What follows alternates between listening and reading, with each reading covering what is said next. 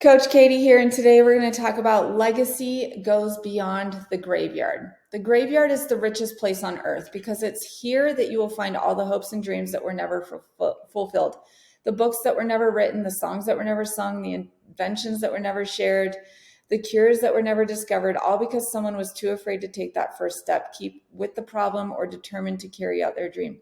Les Brown. I know that seems a little bit negative to start off with. Hear me out.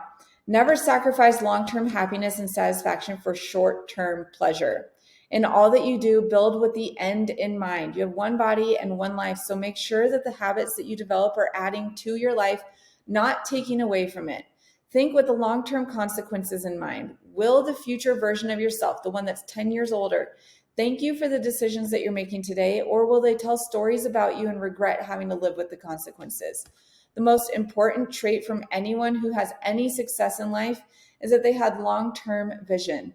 As we get older, we realize that there's no shortcut or fast track to success. So we need to build with the end in mind.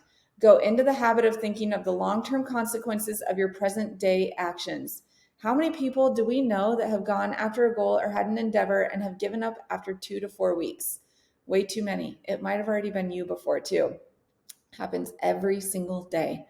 What is the future that you're going to say about the actions that you perform today?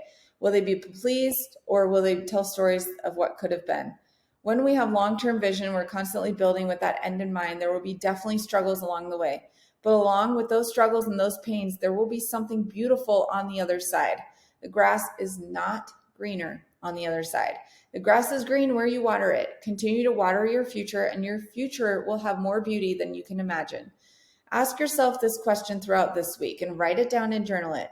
Did the decisions I made today line up with the direction that I want my life to go? Can I picture myself sitting on the porch swing on my front porch 40 years from now saying, I'm proud of myself for what I did back then?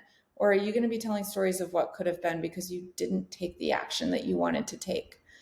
I will see you next week for the next mindset training. Stay tuned.